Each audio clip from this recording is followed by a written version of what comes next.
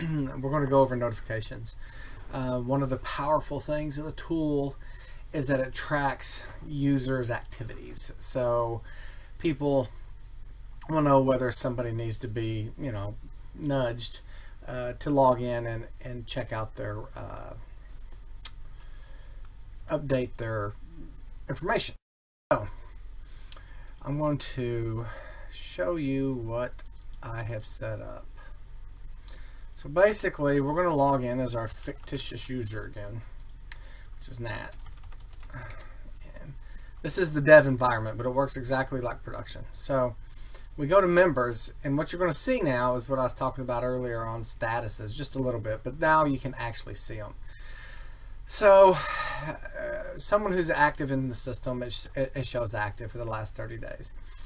However, if you haven't been active in 30 to 60 days, you will have a status of idle, which is fine. I mean, again, some people might not have to log in and change anything for 60 days, but when it gets to be 3 months, it's a good idea to go in and at least log into the system so it can validate that you're still a normal person who's a TERT member. Dormant is anything over 90 days. So anything over 90 days, it will show up this little icon called the nudge icon. This way, a user, agency, or regional manager, or whoever can say, oh my gosh, this guy hasn't logged in over 90 days, so they can come out here and they can do a nudge. So you do the nudge. It will send an email to that individual. Now, so some of the issues, oh, hang on here. Anyway, so why does it work this way? It works this way for a simple reason. Since you have a level of control with multiple coordinators, let's say Garrett's been inactive for 90 days and you want to, I'm an agency coordinator, I logged in, I see that he's inactive, I need to, give him a quick nudge and say, hey, you really, and it says down here, oh, it's already been sent. To go in and update your information. However, at the same time, your county coordinator sees that, wow, this guy's dormant.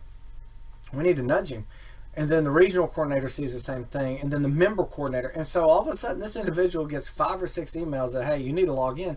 And it causes a level to the user to the point of just shutting stuff off, or setting up a rule that has this notification going to the trash. So it's got a built-in limiter, so you don't bombard an individual. Because if I log in, like Nat does up here, she doesn't get no one can nudge her because she's already active. There's no reason for anybody to follow up with her if her information is correct because she's already been in the system. So we sent Garrett a nudge. So let's go. And if anyone else tries to send him one, you'll get a message saying he's already been nudged. You can't nudge him again for another 7 days. So we're going to check the email that got sent, and see. Oh well, sometimes it helps to actually have the email up. So here we'll scroll down to Garrett. Where's he at? Oh, there he is.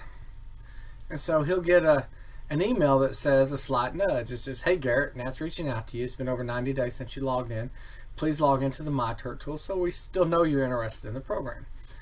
So Garrett's like, okay, I got this email. Let me go ahead and log in.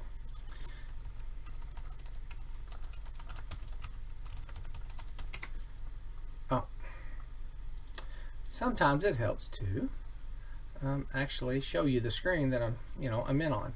So I'm going to log in as Garrett.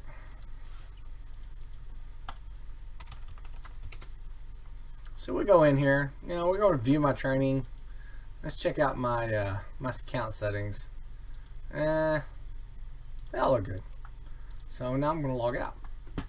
So meanwhile, Nat decides, she's going to log in and check on her folks. So she gets in here. She goes to her members, and now all of a sudden, Garrett is no longer dormant. He's active, and he's also validated his email because he actually logged into the system.